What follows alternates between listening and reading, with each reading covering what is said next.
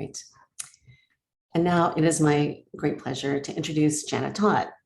Jan is an internationally renowned novelist and academic, best known for her nonfiction feminist works on women writers, including Jane Austen, Aphra Behn, and Mary Wollstonecraft. In recent years, she has turned her hand to writing novels, publishing Lady Susan Plays the Game in 2013, A Man of Genius in 2016, and Don't You Know There's a War On in 2020. She has published and edited more than 40 books, including serving as general editor of the Cambridge edition of the works of Jane Austen. She's compiled encyclopedias of women writers and written individual biographies, including Mary Wollstonecraft, A Revolutionary Life, Death and the Maidens, Fanny Wollstonecraft and the Shelley Circle, and Jane Austen, Her Life, Her Times, Her Novels. Jan has worked in universities around the world, including Ghana, Puerto Rico, North America, India. She was a professor of English literature at UEA, Glasgow, and Aberdeen universities before becoming president of Lucy Cavendish College, University of Cambridge, where she served from 2008 to 2015. There she established the Lucy Cavendish Fiction Prize, and she is now an honorary fellow of Newnham and Lucy Cavendish Colleges. In 2013, she received an OBE for her services to higher education and literary scholarship. So now, again, it's my pleasure to bring Jan into the conversation. And again, if you enter your questions in the chat box, we will get to those a little bit later. So I guess my first question for you, Jan, is how did you first discover Jane Austen? Tell us about that, the very beginning of your journey. Well, first I should say thank you very much, Susan, for inviting me onto this. It's a great honor and a great pleasure. And I've seen some people I haven't seen for about 20 years, so it's very exciting. Let me ask though, am I supposed to look at the chat? Should I have turned that? You don't need to look at the chat. I will monitor that later. Okay, so fine. Anyway, it's a huge pleasure, and I hope I can live up to the technology and to the introduction, which always makes me feel sort of tired to think about it all the things one's done in life. When you get to a certain age, there's just a long period of work. Well, my Jane Austen journey doesn't begin very early. I was not a childhood reader of Jane Austen at all. I moved all my childhood, and I moved schools, I moved countries and so on. And so I was kind of a loner. And I read boys' adventures, basically. I loved Robert Louis Stevenson and D.K. Brewster and daring do of sorts. So I never read Jane Austen or Little Women or, Little House on the Prairie. They were not part of my childhood, sadly. And then when I got to college, I read a bit of it. I read a comic version of Pride and Prejudice, which I put into the book, but essentially I didn't really know them. And then in university, we rushed through them in the Cambridge way. We sort of did a novelist a week, and it was a mad way to teach literature, but we did it, wrote an essay and moved on. And so there I did Jane Austen. Again, I didn't really like her. I couldn't see the point. And I think to me, Jane Austen is an adult taste. I didn't like what I think younger people found in her at that age, because I wasn't perhaps quite like everybody at that stage. But later on, I found her absolutely amazing. And I came to her, oddly, through other women writers. I was fascinated by Mary Wollstonecraft. And I got to researching, and this was when I came to America, researching early women writers. And I was fascinated by them. They tell you so much about history, about how they lived, how they worked, what they thought, and so on. And I got steeped in all of these people, and Jane Austen was always at the edge. And then I thought, I must really read her. And I read her really well this time, or in my view, really well, in that I read her very slowly. And I thought she was absolutely wonderful. I thought that I liked these other women writers. I liked Charlotte Smith, and I liked Lennox and Fielding and so on. But here was a genius. Here was something quite different. And ever since, I have seen more and more in her, that the little detail. And each time I read it, I think, goodness, I didn't see that. I didn't see it the first time. And now at last I see it. So I think she is absolutely extraordinary. It's also extraordinary, sorry, I'm rambling on here, but it's such a big question in a way. She has been different things to the culture at different times. So that I think when I was in Cambridge, she was seen, particularly by the teacher I valued most, Raymond Williams, as sort of elitist and gentrified and narrow and interesting in a miniaturist way, and also Anglican. She was delivered very much as a Christian writer. Then came feminism, and suddenly it was all about girls and their feelings and their constrictions.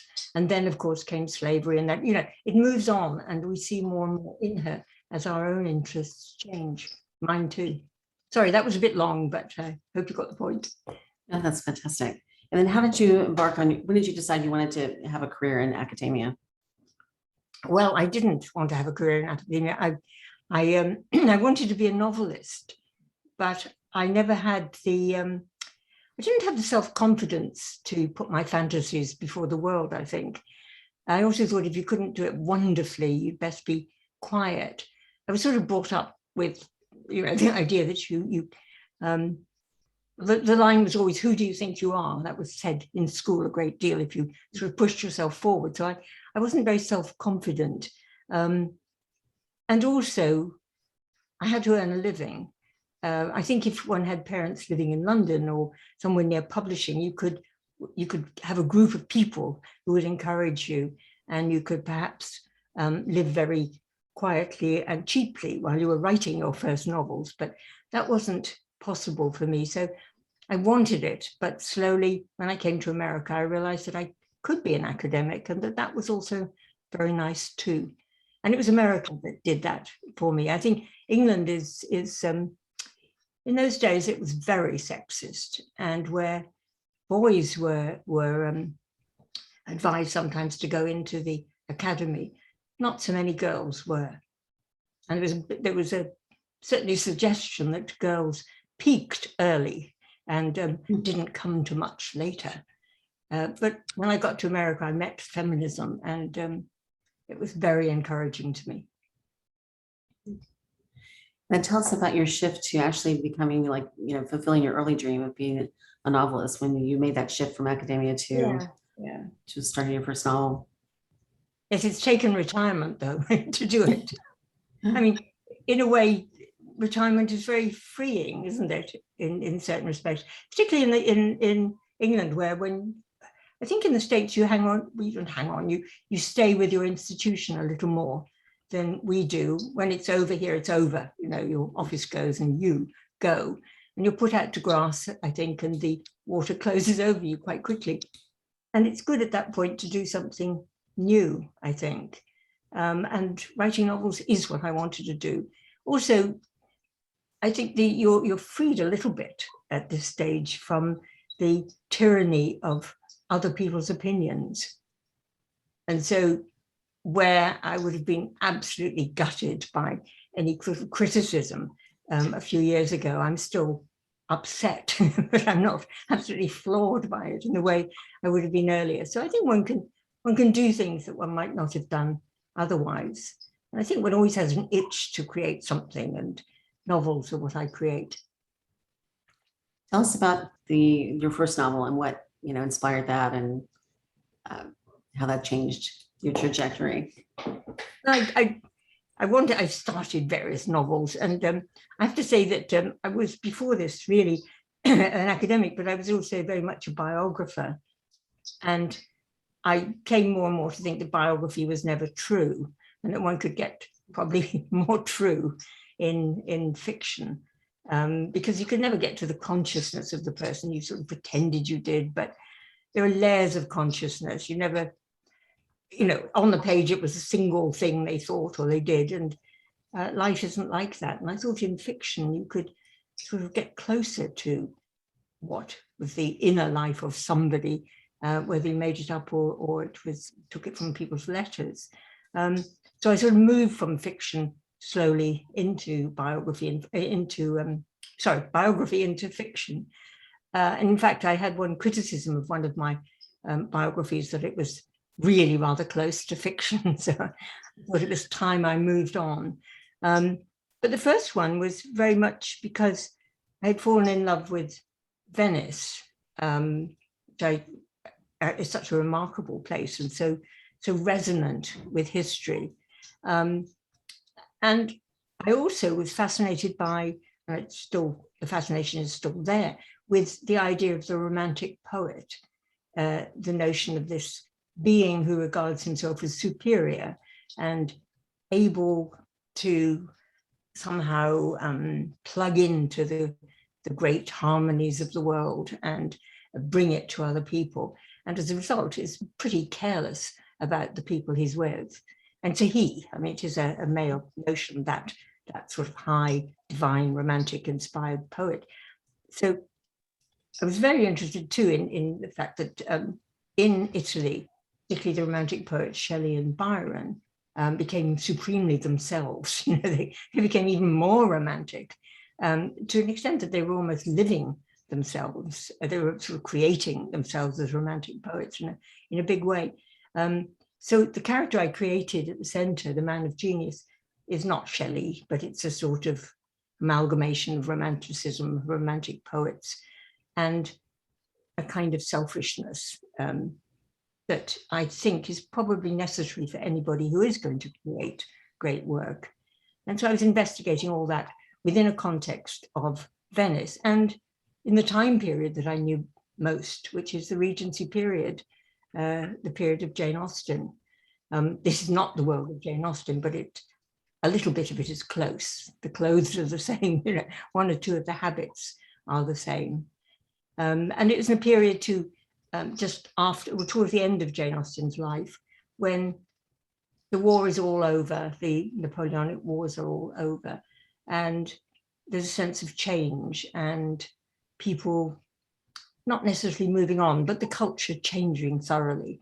And I think I've always been interested in that because I see that in the life that I've lived, the way that Britain has changed. So all those things came together, and I wrote about somebody who was enthralled, again, a writer, somebody who was enthralled by a romantic poet and felt an obsessive and addictive fascination for this character, even to the sense of knowing that she is self-destructing. And I was trying to catch that, all inside Venice. Well, we'll get to Venice in a little bit when we talk about the new novel, but I'm also interested to hear how you feel Jane Austen, once you finally came to really discover her fully, how you think she affected your outlook on life, or even how Venice, what are some of the things that have affected your outlook on life? Well, I wish she had. I think she'd be a very good guide to life. I think I've created somebody who doesn't find her so easy, somebody who loved her from the beginning and so can deal with her in a way that I didn't, because I didn't come to her so young.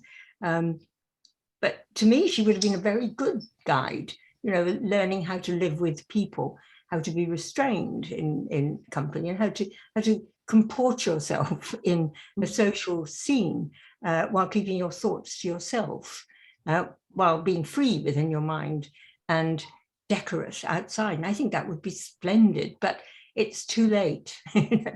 It's too late to learn. I can only admire her from a distance and think what might have been. So I don't know. I've not seen her as a sort of guide. I think I live with her world, and I love imagining myself in her scenes, but I can't live up to what I see as the manners that she requires.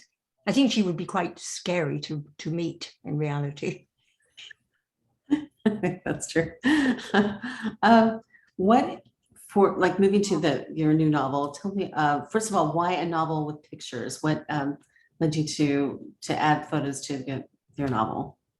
Well, I've always liked picture books. I started out in a rather odd way. I started with comics, really. I had an awful lot of comics as a child, and I did love them. I mean, I don't mean jolly funny comics. I mean comics that were classic comics. They were sort of the major books in pictures. for people who didn't have the actual books or couldn't read them. And I do like pictures in books. I did like the way that Sebald used pictures in his books, and a lot of other writers have done. And so I wanted to do that. I think one of the things, the themes I've tried to capture is about people making their identity through the places they live in and the things they have and their houses.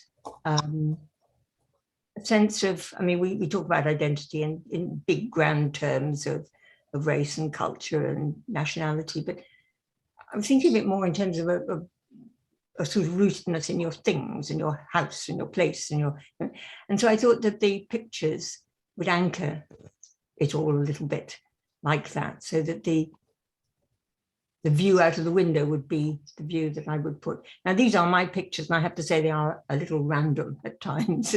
One might wonder about the connection, but even if it makes one wonder, I think that might be useful. But I do like the idea of the word and the image, of the pictorial and the verbal coming together.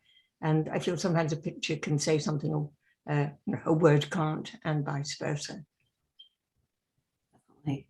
So tell us about the inspiration for this new novel.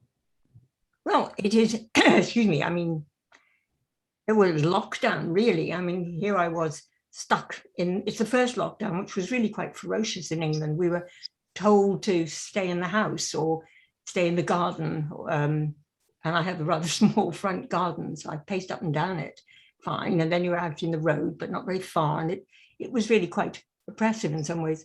And I had made a huge error.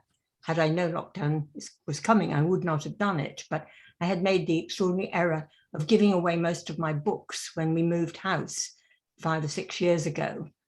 And so I hadn't got a great library of books to read. And I thought I was somewhat thrown back on what was in my head. And I had an itch to write something. And so I sort of thought about what I liked in the world, and it's sort of friendship as much as anything. And so I invented 3 friends brought together through books.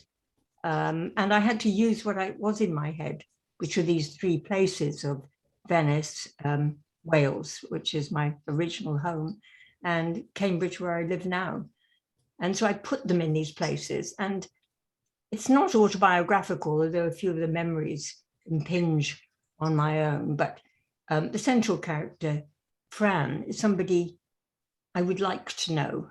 She's a little eccentric, she's a bit irritating, but she has a kind of knowledge, she has a sort of rootedness. I gave her a childhood that I did not have from one single place, a sort of Yeats, prayer for my daughter, rooted in one dear spot.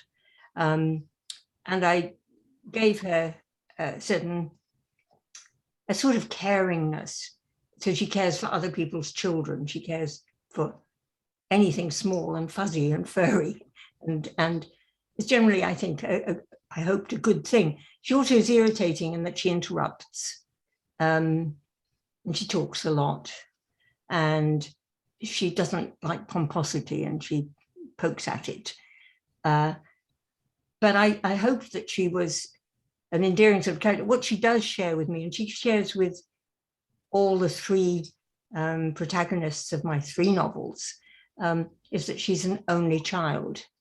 And I wanted to investigate a lot of topics, really, that are related to that, especially if you don't have an extended family, and especially in my case, you move around, but topics of isolation and loneliness, admittedly, solitude, but also the need for being independent, a kind of independence that you just have to make if there's no one else to rely on. So I want to investigate that a little bit with Fran, who's also yearning for friendship and loving friendship. So I wanted to catch, that sort of altercation between wanting to be yourself alone, but also wanting the company of very dear friends. And also then, if you don't have the biological family or the unit, the couple, whether it's heterosexual, bisexual, or homosexual. If you don't have that, what else is there? Could you have some other kind of community? Could you make something new? And what are the pitfalls of trying to do something like that? So I wanted to investigate these things in a novel while keeping it kind of light and the kind of thing I wanted to write in this rather subdued period of lockdown. Your characters also get to travel. I mean, literally, they go, as you say, to Wales and to Venice, and from Norfolk, even from France. So there's actual travel, which we've all kind of been craving. There is, yeah. It's a travel with a quest. It's a quest for finding the life of Shelley, but finding little aspects of his life particularly as a father, as a husband, and so on. And I wanted this quest to bring up aspects in the lives of my three characters so that they would relive certain aspects of their own life. But I also wanted to suggest, which may or may not be true, that sometimes these lives of the invented characters or the biography characters who we don't know, these events can be even realer than the events in our own life, because we have retold them and told them and told them, whereas our memories might not be told to people. They may go down, so that the fact that a death in one of these may be even stronger in your mind. It may have more resonance than the death of somebody you've known. It's the retelling and the telling and the regurgitating that makes it stronger and stronger, and it cleaves a deeper and deeper path in the memory, I think. So it was a quest for their own lives, and a quest for this character, Shelley, and trying to understand him, when in many ways he's quite alien to them and to everything they stand for, because he's a man who is very careless of children and women, and who is wonderfully narcissistic in his manner. And so you can, I tried to have this sort of, they don't ever talk to each other, like Shelley and Jane Austen, but they are poles of a kind of literary endeavor. And yet, of course, they are extraordinarily close in time. There's only 17 years between the birth of Jane Austen and Shelley. They inhabit the same world, though those 17 years make a huge difference, I think, in the way politics are and the culture. Nonetheless, they are there together, and they also are both, though slightly different levels, they're both gentry. They're both from the genteel classes. And I think they'd be quite different from most of us. It would be quite strange if we met both of them. Your friends in the story are also of different classes, or at least you have one who is much better off. You can talk a little bit about that, about class, and also about Thomas and how the character Thomas and how he, what you had in mind with him. Any parallels with carelessness with family and children and what have you? I wanted to make three characters who came together out of very different backgrounds, and yet came to appreciate each other, and yet where there would always be a little difference. There would always be some awkwardness, because they would never be expressing quite what they meant, or it would not be received quite in the way that it was supposed to be, as is the case with people who are slightly from different cultures or different backgrounds. So I wanted this central sort of Fran from her lower middle class background, and her sort of yearning for the rootedness of the land, the actual physical land, and the things, as I said at the beginning, the things that make her, give her an identity. And then I wanted the urbanite, who has none of that and dislikes this sort of nostalgic Englishry, this irritating sort of pastoral England. I wanted an academic, and I made her Jewish from London, a very different background, a much more intellectual and in some ways exciting background, and where Fran has such a her cottages, the animals and the trees and even the mice scampering around. Annie still sees her house as property. You know, it has a certain value, but she won't be heartbroken when she sells it. And then I wanted my free-floating American, you know, the one from somewhere else who looks at all this with a sort of eye that finds it all rather small and exotic and claustrophobic in some ways, but I hoped appealing by the end. So they're based on little bits of people I know, but there is no absolute identification of anybody. I tried to give people words that I'd heard people say at some point, but they don't all cohere in one person.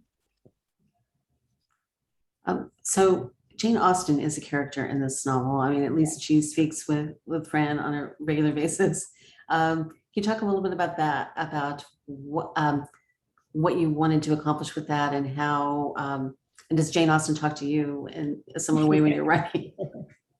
Well, I think if anybody ever talked to me, it was Mary Wollstonecraft, and I talked back at her, which is why I think I could be, when I wrote the biography, a little bit critical of her, because I thought I was being critical of things in myself. I thought, you know, if there was any identification, it was I was doing it too much there. Jane Austen, I find she's a sort of presence, but she doesn't talk to me in the way I made her talk to Fran. I think somebody who'd grown up with books and thought about them all the time would have them exactly, or at least I found or imagined would have them like that. And so for Fran, she is, she's a comfort. She is somebody hugely valuable. She's lived with all those books all this time. But she's also, she functions as somebody, as almost like not a conscience, but as another consciousness within her own consciousness. Somebody who can, you know how you criticize yourself when you're doing something, you're doing it, but you think, oh, God, something else in your head is saying, for goodness sake, why are you doing that? And so I've got Jane Austen as that kind of slightly chiding presence, saying, come on, be cheerful, stop that, don't be so mopey, that kind of thing. And also somebody that she can disagree with as she's trying to think about friendship and how it's to be and how she might have relationships that are not the conventional ones. She takes issue with Jane Austen and does what we all do, I think. We misread Jane Austen quite often so that she will say what we want. And Fran tries to do that as well, tries to make Jane Austen say what she wants her to say. And then Jane Austen comes back and says, well, here you go, misreading. You were never a good close reader. And do try. And then Fran will get irritated at Jane Austen's free and direct way of doing things, so that Jane Austen can sneer at people by getting inside them and giving them rather ridiculous speech. And so Fran will then find that attacking her in a way. So it's a matter of reading the books in such a way that they start to live in you as words and as techniques. And I also wanted to think about her as somebody who is a supreme storyteller. My characters are trying to tell the story of Shelley and his life, and they're having some difficulty with this. How do you do it? Whereas Jane Austen, I think she's actually a bit, she can be a bit clunky in the early novels. Sense and Sensibility has Colonel Brandon's backstory not absolutely brilliantly done, and the beginning of it, where you have all the legacies and whatnot, that isn't particularly well done. But by the time you get to Mansfield Park and Emma, it's brilliantly done. It's cleverly inserted. It's done in such a way that you do know about these other people and their backgrounds, but without the sense of, here we go, I must tell my story. Because in earlier novels, as you probably know, the early 18th century and even early in the 17th century, when a new character came in, the other people would say, right, now tell us your story. And then about 20 pages later, you'd finish the story and you'd all get on your horse again and go riding. And but there is the problem of how do you tell the story? That how do you give the information that people need to know for the story to go on? And I think that's something that Jane Austen fiddled with in the beginning and then learned very quickly. And something that fascinates me, how do you give out information? And how do they do it when they're trying to talk to each other? And does the information that one person says, is it received in the same way by the person who hears it? When they all go to where Shelley and Mary were with the very sad incident where the baby is very sick, they respond to this.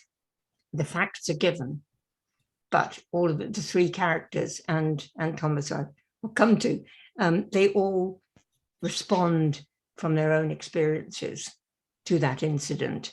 And so do they hear it? Do they ever actually get the thing itself? And is there such a thing as the thing itself? And so it sort of goes on.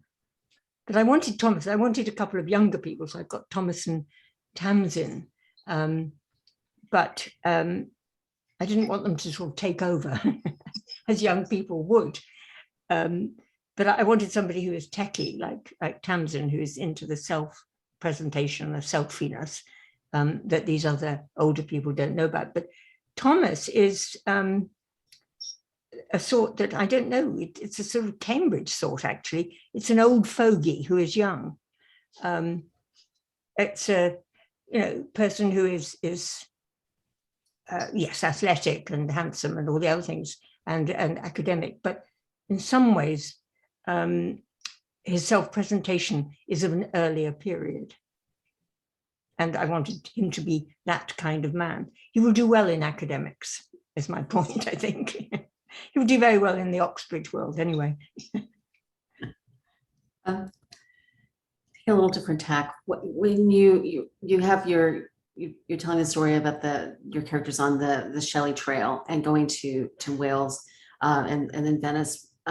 Did any of that derive from some of your previous work on Shelley? For example, Death and the Maidens. How did your past work influence? Yeah, you found me out. Yes, I mean, I thought the saddest of the books that I've ever written, and it was so painful, was the life of Mary Wollstonecraft's eldest daughter, Fanny, who killed herself at a very young age.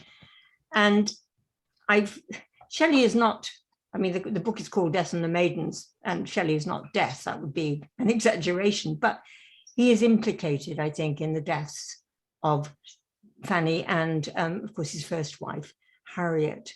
And I felt that I got quite a bit of unfinished business with him. I wanted to stop with the death of Fanny and not go on. But I felt that I would like to think a little more about Shelley and his relationship with Mary and Claire, the two other Godwin girls, because there are three Godwin girls that he meets. And all of them, I think, are besotted by him in one way or another. He is very charismatic and very clearly very sexy and attractive. And he's wonderfully selfish and narcissistic. And I think such people do appeal. I think they draw others to them. That their very selfishness is their attraction in some ways. And he was brilliant. He's a wonderful speaker and a wordsmith. But I only dealt with him in terms really of Fanny in that book, and he was always seeing women as something other than they were. And I think he saw in Fanny the eldest daughter of Mary Wollstonecraft.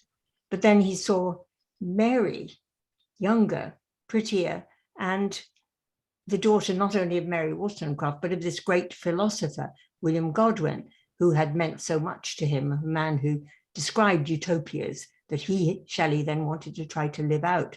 So Shelley he moves from one to the other. And then, of course, when he does go away, when he sort of elopes with Mary, takes Claire Claremont as well.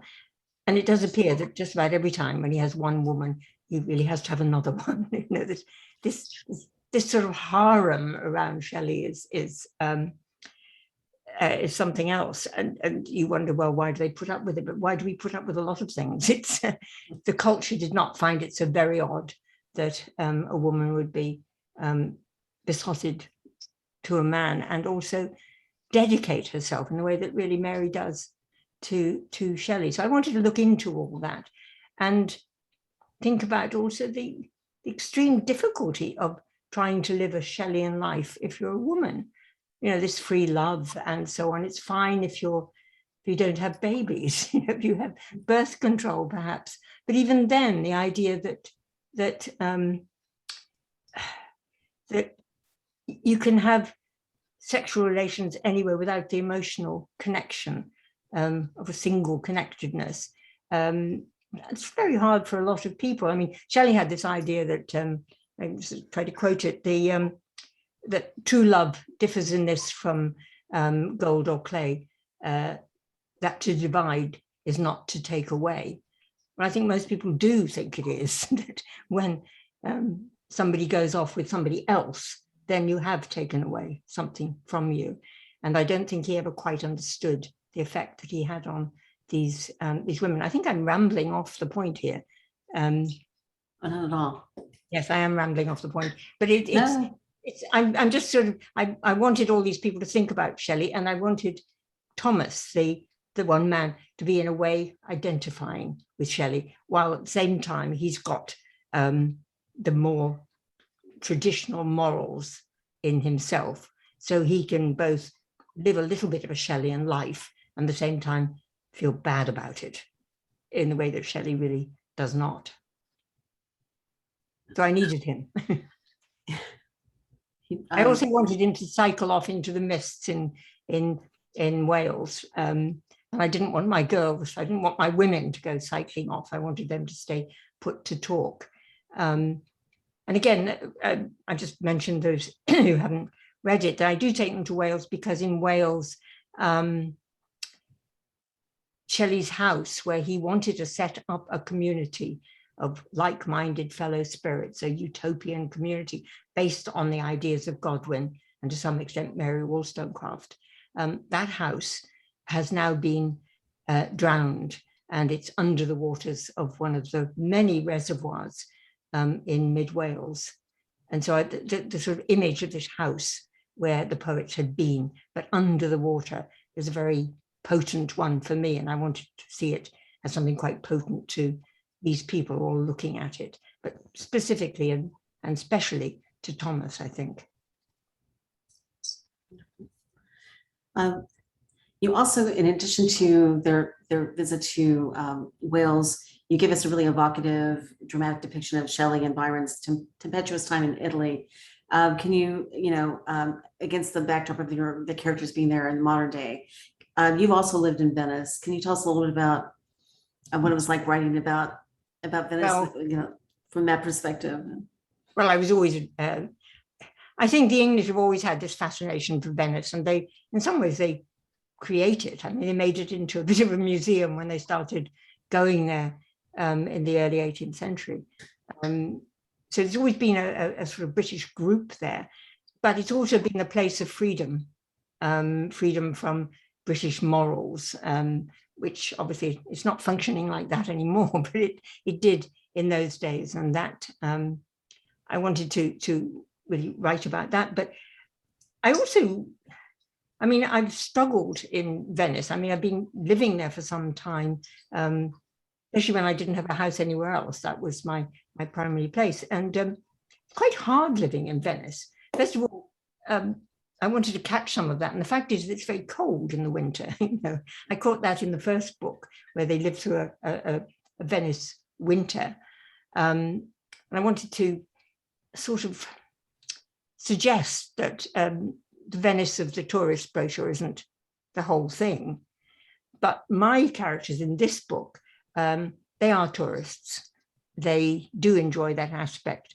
But Fran in particular, because she's such an early riser, and the others sleep on, they have the nightlife of Venice rather than the early morning, which Fran, who is something of an insomniac, gets. She sees the workaday world of Venice, and she sees it waking up. She sees the boats coming out and the various everyday activities, the boats that deliver the water and the produce, and the boats that bring up the stakes that they put into the lagoon so the boats can be attached to them. She sees all this, and that, of course, is what I saw. So I took that out of my own recollection of staring endlessly through the window at the sort of working world of early morning Venice, which I find utterly fascinating. So I love the place, but I haven't been there for ages because, of course, with lockdown and different quarantine rules, it's not been possible. You've lived all over the world, really. How has that shaped your worldview and your writing, you think? Well, I don't know anything else, I just move from place to place. So I now find that I feel slightly awkward living in one place. I have a feeling that if I weren't so old, that I might move again. But I think there comes a point in which you have to accept that you've got to a certain age and that you had better stay put where you are. And I came back to England because I thought it was literary England. I've not lived here that much ever before being in the States. And I thought that I was yearned for it as this sort of, well, as Jane Austen. I think that I was by this point influenced by that. The Jane Austen, not only of the books, but the films, I think it's there. I thought, yes. And it wasn't really very much like that. And now I find I miss America. I miss the easy academic life, or the academic life that I found actually more attractive in the States. At the same time, I'm now assume that I've got my British accent back, and I'm back where I suppose I belonged. But I think that it was funny. I mean, it's such an odd historic period that I've lived through. And it's hard to catch that. And it's also not acceptable to talk about a lot of it. I mean, I grew up in the British colonies when all said and done, and it's so not acceptable to talk about it in any way except as a sort of horror. But as a child, I thought it was really rather pleasant. I was in Sri Lanka and Bermuda, and it was a lovely time in many ways. But the world has changed so completely that the very names of the places I grew up in have gone, have changed.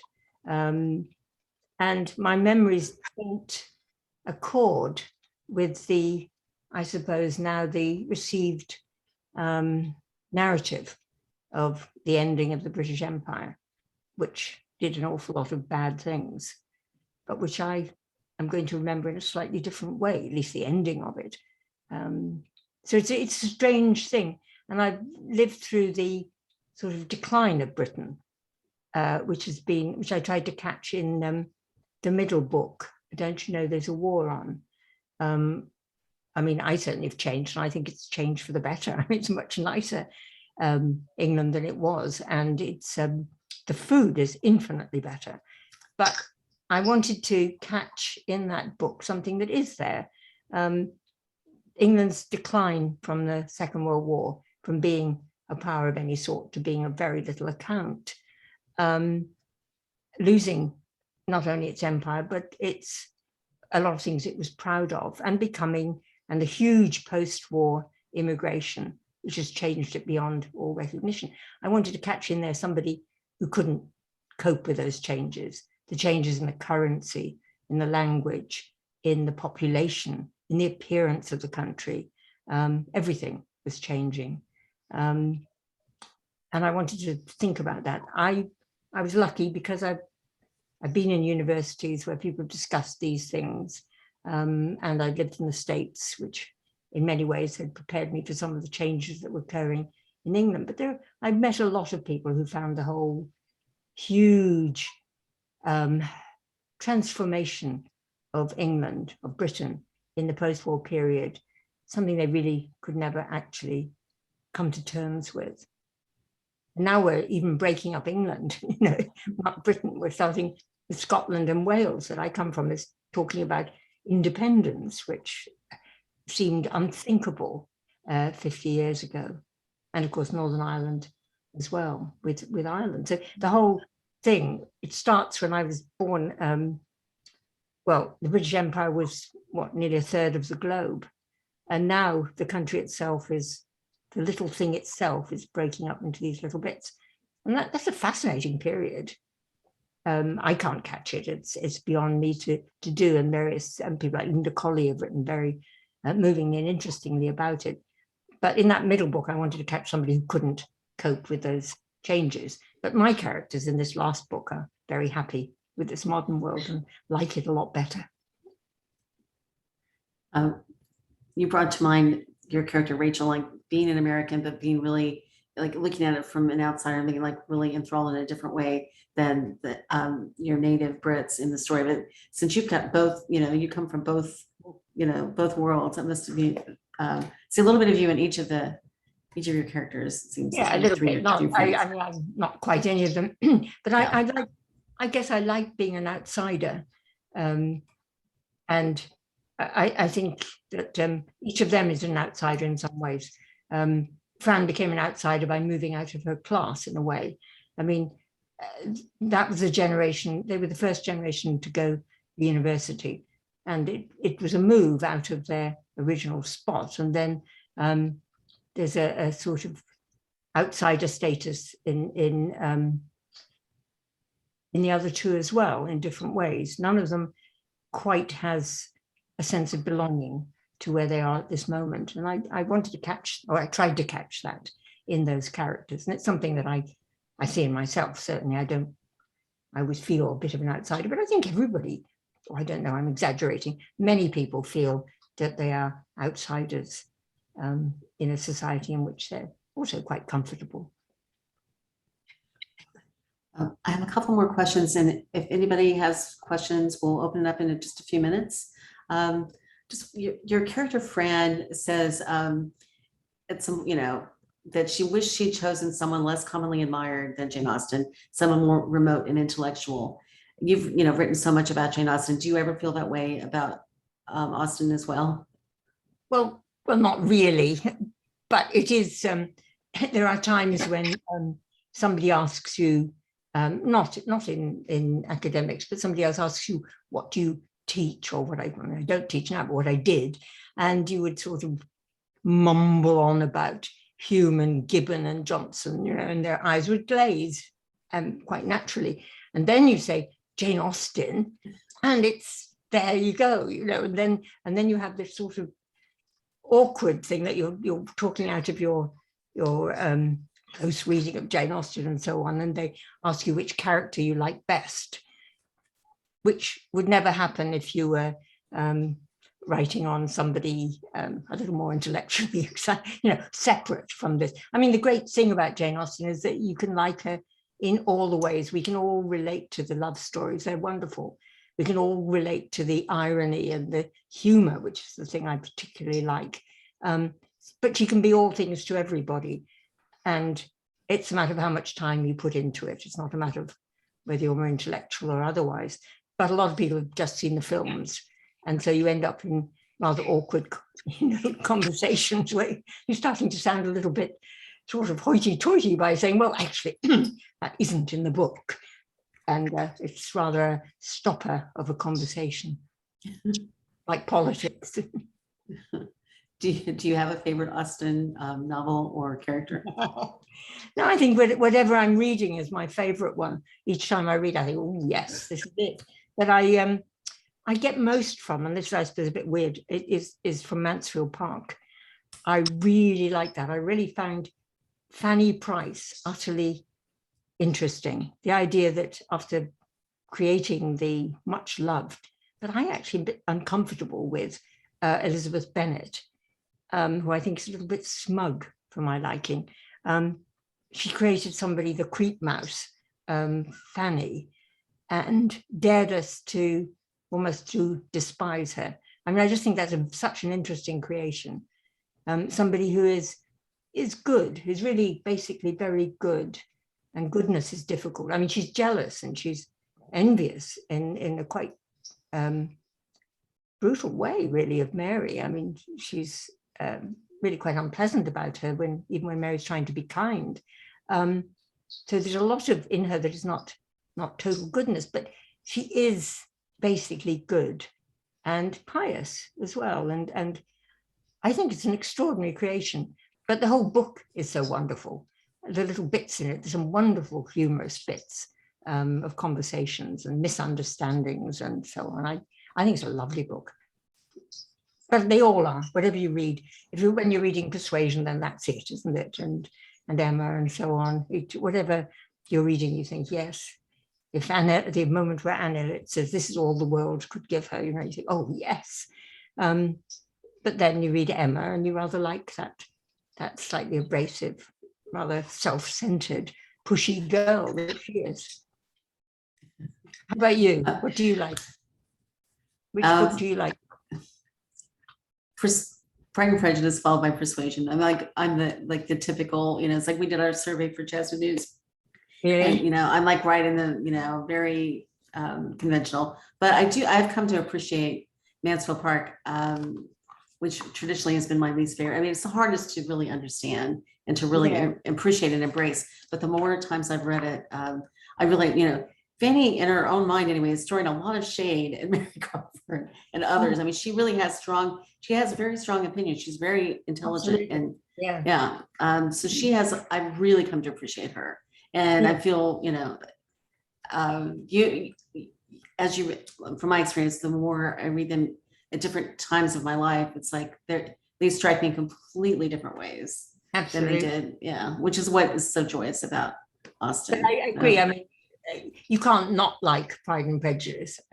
I mean, it is light and bright and sparkling, and it's a young person's book. It's written by a young woman. I know it was revised later, but it's got that sparkly youth, and it's got that romance right bang in the center of it, which is, it pulls you in. It's a wonderful book and so succinctly written. When you read all the other 18th century novels, you think, good heavens, she's found it. She's told us how to write a novel, and it's wonderful. Yeah. I have a lot of affection for Northanger Abbey too, which is like, I'm a little bit of an outlier. I just think Catherine Morland's a great character. She's just so, Every time we talk about them, you think, yes, that is. And the juvenilia is obviously hilarious and so on and so forth. Yep. But all of the heroines are so different, which is what makes them so spectacular. And they're very, very unique. They're real individuals. And that's what do you wonder about that's what makes, sorry, I just want to say that's what makes me wonder about my teenage self, that I failed to see how different all those heroines were, that I just thought they were all a load of romance. Oh, you've got a pussycat. That's Colin. Hello. I just think I really didn't get the point. I think I was a very self-dramatizing teenager, and I was very serious, and I liked great dramatic things, and I just couldn't see it. But now I do. What do you think Jane Austen's place is in the pantheon of writers, women and all writers? I think she's up there. I think she's totally up there. I mean, you can't say this is the best, because it isn't like, it's not a competition. You go to different people for different things. She doesn't do certain things. Oh, you've disappeared. Oh, I've got somebody else's Bon Iver. Yeah, and I think that it's come back. Needs to mute. Yeah, no, there's no problem. I just wondered, thought perhaps you've gone away, but I mean, you go to writers for different things at different times, and there are things she doesn't do. I mean, she pulls away from them. She touches on them. I mean, we're all hastening towards oblivion, and obviously, but she doesn't go on about death in the way some do. We all know that extinction is on its way. She doesn't. It's not just a matter of other pens dwell on guilt and misery. She doesn't catch addiction and obsession and that sort of thing that somebody like Dostoevsky does, or or some of the great Russian writers who are always in some great drama of life. So you go to them for that, you go to them to see that sort of world. So she doesn't do all things, but she hints at almost all things. I think that's what's so extraordinary about her. I mean, it's supposed to be bad to say she's a miniaturist, but in some ways she is. She says in a little bit something that other people will say in a great boom sort of way, in exactly the way that Scott says, the great boom he could do, but she does in miniature something. I mean, like that bit about, I was just trying to think as you're talking, where Anne Elliot says that she goes from Kellynch to Uppercross, and you only need those, I think it's 3 miles, to realize your nothingness when you get out of your own circle. Well, Shelley has to go halfway up Mont Blanc before he realizes his own nothingness. But when he does, it's sublime and big and huge. But the hint is there in Jane Austen, but it's not developed. We have a few audience questions. So this one actually I didn't see earlier, and I think this is something you mentioned very early on. Please elaborate on what is scary about Jane Austen and her work. Do you remember what you said earlier? Did I? Oh, I can't really think what I meant. I think she's scary because she's so good. And if you think you're going to write novels, then she would, if you ever thought that you had to be as good as Jane Austen, then you should go and put your head in a bucket now. So to that extent, she's no model for one. But I think and also I suppose she's scary in that you can't live quite up to her ways. Oh, I think she'd be it's about intimidating if she were to meet. Well, I think that she and that's different. She and her sister are, I think, such a unit that they could mock other people from inside this absolutely security of sisters. And there is in her letters, while they are all splendid and wonderful, so there's quite a bit of mocking of other people. She's pretty intolerant of certain things. People people like Lucy Steele don't come off very well, and you think, or Mrs. Elton. I mean, it would be very easy to say the wrong thing, I think, if you saw Jane Austen. You'd think you were getting it wrong, that you were being too vulgar or too garrulous or exposing yourself in some unpleasant way. I think that I would feel insufficiently genteel if faced with her. And I think that picture, the only real picture of Jane Austen, the sketch by Cassandra, catches a little bit of that slightly sneering manner that I think she might have, and sort of quite rightly. I mean, she gives it to the characters, obviously, these views. It's Emma who is finding Mrs. Elton impossible, but part of you thinks outside, well, this is a woman coming in from elsewhere, trying to make a mark, and yes, she's got it wrong, she's got the tone wrong and so on, but it would be very easy to get the tone wrong, I think, if you went into the Austen house and met these two sisters who are so close and so quick and so witty and so clever. So I think thank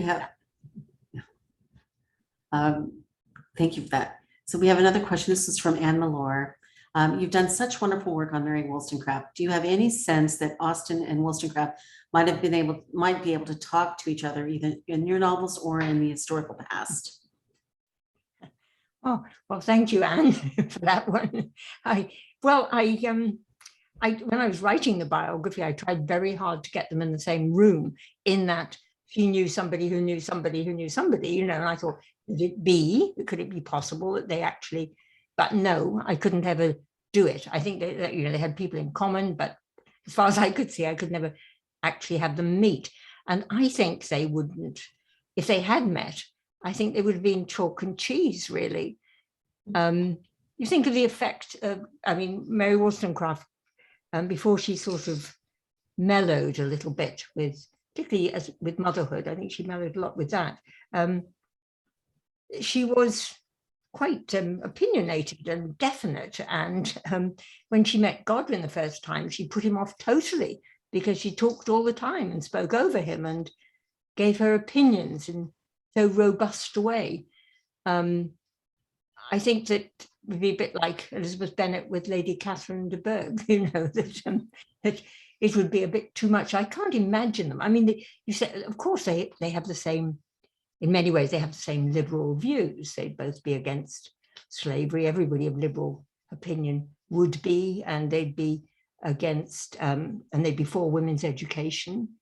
But I don't think that some of their opinions would, I think, be different. I mean, they both understand the predicament of women and the claustrophobia of the female life. Yeah, absolutely.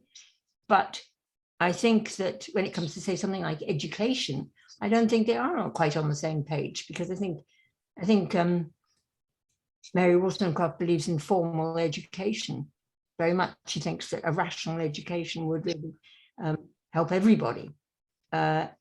Whereas Jane Austen, growing up in an intellectual household, I don't think has such, and realizing that her brothers haven't learned much more than she has, I don't think she has that kind of respect for formal education. So I think they have ways in which they'd be very different, and I doubt they really like each other, but one would wish that they would. You know? Just like Shelley, I can't imagine that she'd go for him either, but who knows? I mean, she didn't meet Madame de Stael, but there are all sorts of reasons why she didn't do that, that people have come up with. But maybe she just had heard that Madame de Stael was very opinionated and bossy and would speak over her. Who knows? So I wish I could get them together, but I think they are such different types. And I think, again, the difference between Shelley and Mary and Jane Austen is one thing, the difference in those years. And I think those years between when Mary Wollstonecraft was born and when Jane Austen was born, that makes a difference again. They have very different views of the French Revolution. You know, Mary Wollstonecraft knows the world before it and is excited. Jane Austen is there when gets the terror and so on. So they are that little bit out of sync with each other in terms of history. But yeah, it would be nice. Does anyone else have a question? Now's your chance. Either raise your hand or with the little button at the bottom, or put a question in. Have I shut everybody up? Oh dear. I have a question for you. Tell me about them, or tell me a little bit about what people are doing. Or I'd like to hear what do you have a favorite among your own works? Diana is surely there. She's bound to have something to say. Come on, Diana. Are you there? Nope. Yes, I'm here. I know she's here. I'm here. And I just want to say that, you know, I know you, and I've been on these trips with you to Wales and Venice. And yet this talk revealed more about, you know, the intellectual and literary things behind the trips that must have been going on in your mind the whole time. And it was quite revelatory. You know, we would mostly talk about, you know, our hiking boots and stuff. Yeah, well, they talk about their boots as well. Yeah, they do indeed. I think, yeah, I mean, most of the, I mean, well, as we found, Wales is wet and very soggy. Yeah, but this is the whole other side, you know, this is seeing into your mind. And I thought it was absolutely brilliant and a wonderful talk. You are always such a flatterer, Diana, but it's so nice. I love it. It's so kind. But it was a joy to see you again, and it too, you know, actually talking, and it just meant and I can also see what is really getting to me, though, Diana, is that I can see that you are in sunlight. That's true. you do have energy as a quality when it comes to California. Anyway, yeah. Okay, well, good to see you. So we do have another question that came in. Okay. Which biography of Percy Shelley did you find most helpful? I didn't find the biographies that helpful. There's the big Holmes one is the Richard Holmes it's a long time ago now, and people haven't really done one that supersedes it. I didn't go to the biography. I went to his letters, which are very full. I mean, you've got with the letters of Mary Shelley, the information from Claremont and from Mary, you've really got the whole life almost. Sometimes you've got every day, you've got them, what they're doing, you know what they're up to. So you don't actually need a biography to tell you it. It's like with Mary Wollstonecraft, after I'd finished, I thought, well, I could actually, it's the letters that tell the life. That's not the case with Jane Austen, whose life I'm not that interested in, because I think it's her books that are so wonderful. But with people like Mary Wollstonecraft and the Romantic poets who put themselves on the page so much, I think one is interested in them. But I would always go for the letters and the diaries, and see them through their own words, really. But the Richard Holmes one is still there, and there's a very sort of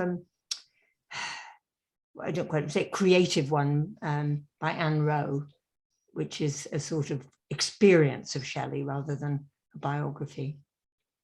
But he's not been biographied anything like as much as Keats and Byron. He's not an easy subject, I think. Well, we've caught it already and sort of suggested. I mean, some of his life is so difficult to accept, and yet his poetry is so lyrical and utopian and wonderful. It's not easy to catch those two things in a biography, I think. We have another question about any particular work by Mary Wollstonecraft that you would recommend. Oh, well, yes. Letters from Sweden, Norway, and Denmark. That's her great work. I mean, in terms of importance in the history of feminism, obviously it is the vindication of the rights of woman. But she's somebody who really changes her views as time goes on. I mean, she starts very religious and in a sort of an oppressive way, not in a way that makes her joyful, but in a way that oppresses her. And the early books catch that. But she keeps her spiritual side all the way through. But by the time you get to Letters from Sweden, she knows how to put herself forward in a way that is very appealing. She's learned, I think, how to present herself while being somewhat true to herself, as far as one can see, while also appealing to the reader. And it's a wonderful book. It not only expresses her, I mean, she's presenting herself as a mother who is an abandoned woman as well, which is quite an audacious thing to do. But she doesn't go into it, she just hints at it. And she has wonderful descriptions of nature seen through these slightly melancholy eyes of hers. And it's the nature of the North. You know, it's the vision of the North, of the cold places that she catches both as beautiful and as too austere. At one place, she says, to live here would be to be bastilled for life.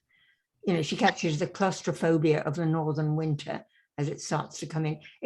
I think it's really a wonderful book. And I think it's one of the great works of Romanticism too. So yes, that's the one. And her letters, the other one, her letters. That's, I think, where she really comes alive. Another comment or question. A couple of years ago, we had an event where on Austen and Mary Shelley, and Anne Malore was one of our speakers. And there's a question. One of the other speakers was John Kessel, who wrote Pride and Prometheus, and they were wondering if you have Pride and Prometheus. What did you say before that? Oh, so we had an event a couple of years ago on Austen and Mary Shelley, and Anne Malore was one of our speakers, and one of the other speakers was John Kessel, who wrote Pride and Prometheus. And the question is whether you've read that. I haven't. I have to confess, I have not. I'm a very, very slow reader, so I don't get through as much as I should. And when I came to give away a lot of my library, I realized that a lot of them had not yet been read, but I thought that time was now somewhat limited, and I doubt that I would read them. I do remember when I first decided to read the 8 volumes of Richardson's Clarissa, which were delivered at my very little local library in the village. I spent all summer at it. I did absolutely nothing else except read that book. So when, of course, it comes to the great events of it, I was completely knocked over. But that does mean I don't read as much as I should.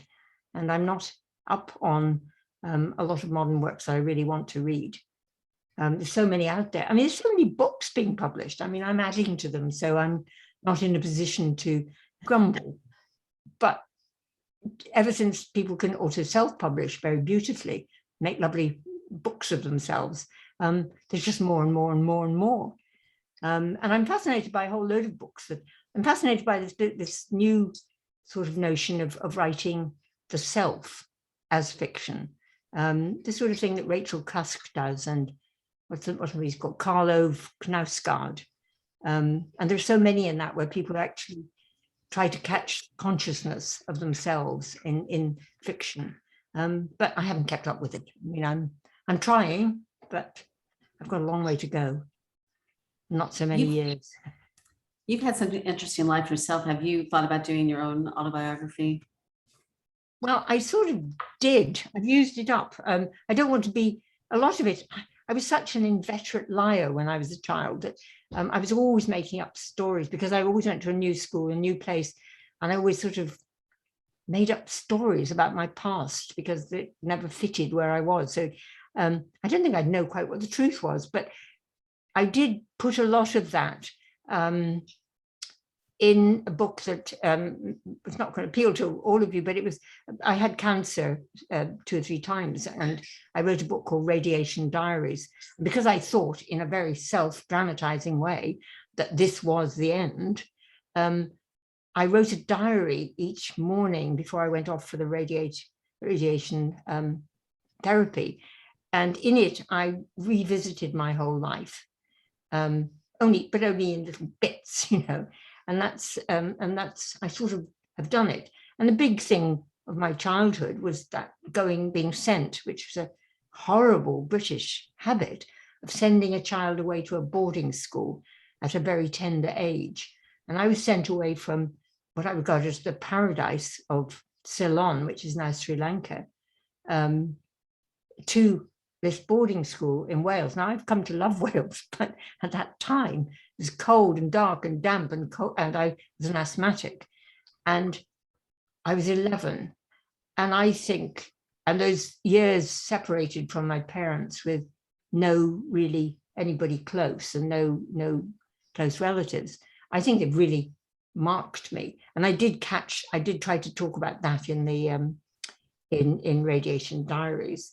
But otherwise, all the other things that happened are rather ridiculous in many ways. And I hope that I could present them humorously. But I sometimes get asked, like many of us, and I'm sure Anne Mallour as well, of a certain age, to write about our experience with feminism, particularly in the States in the 60s and 70s. And I would never dream of doing that. I think it's absolute can of worms, I should think. So yes, I've sort of done it a little bit in that Radiation Diaries, and I think that's it. And do you have a favorite among the works that you've written, either your nonfiction or your novels? Well, it's always the one I'm trying to sell, basically. And I'm trying to flog Jane Austen and Shelley in the garden. So that is my favorite. I think, to be honest, the one that is most original, but it's not nice. And I can see that it's not going to be like where everybody is. Don't you know there's a war on, where I tried to get inside of a character I did not like, but who I thought I could could have some sympathy with, and who's slightly funny about herself, but at the same time can be very cruel to somebody else. So that, I would say, where I tried to get inside a basically unattractive character, I think was probably the best thing I've done. And I think my best biography is probably Mary Wollstonecraft. But I like Death and the Maidens with Fanny, and I want to put a little plug in for Aphra Behn, which I redid for for I think it was 2017 as a revised version. And I have to say that when I say I think that I would find Jane Austen, I think she's wonderful as a writer, but I think as a person, I'm not sure that I would want to go to tea with her. I would love to have had a drink with Aphra Behn. I think she is the kind of person that everybody would get on with. She's a jolly, friendly, garrulous, bibulous kind of woman, who's part of obviously she's in the stage world, so it's very different. So, but for now, my favorite is definitely this book. For anybody who hasn't, Thank it you. just came out on Tuesday. And I'll send around the recording, the link to the YouTube video, as well as a link to where you can get this book and some of the other pieces that have been mentioned today.